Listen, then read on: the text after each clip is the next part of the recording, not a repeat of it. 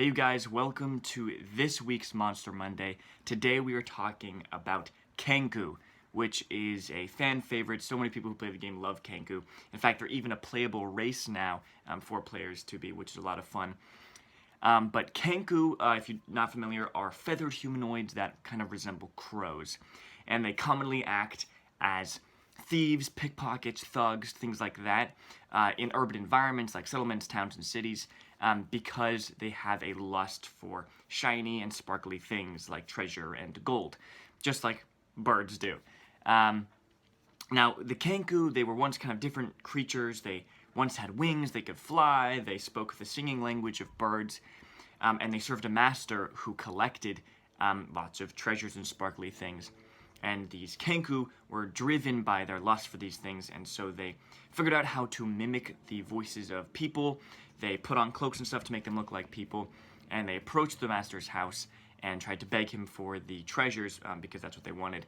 But the master found out and cursed them, taking away their wings, and now they just roam urban environments typically, and still just go after sparkly things, using their powers of mimicry to get what they want. And that is kind of the defining trait of a Kenku. What makes them really unique and interesting is the fact that they can mimic any sound that they've heard. Now that can be any like sound effect, like the sounds of a bustling marketplace, or coins clinking, or the twanging of a bowstring, or also sentences that they've heard people say. They can mimic as well, but they can't create any sound. They can't speak any language. They can understand, like common and languages like that, but they can't actually say anything unless they've heard it before.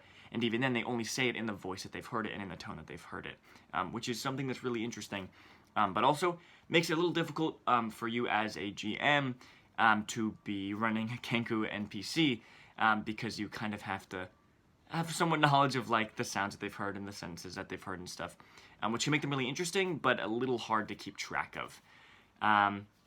They can also mimic any images they've seen, including writing, which makes them perfect for forging documents.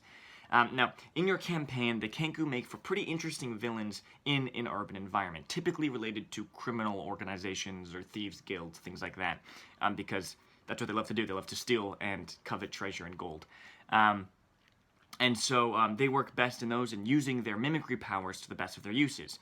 Forging documents, or using powers of mimicking sounds to like draw people into certain places, to trap people, to trick people, things like that. Now, stat-wise, they're really not that strong or intimidating. Basically just like a basic like thug stat block. They can attack with a short sword or a short bow.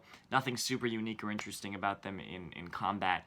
But outside of combat, they can be really interesting and a really difficult foe for your players to track down and figure out who they are, what they're doing, because their powers of mimicry can really trick the PCs or set them on the wrong trail and things like that, which makes them a lot of fun for those kinds of urban stories that deal with criminal organizations, thieves' guilds, things like that.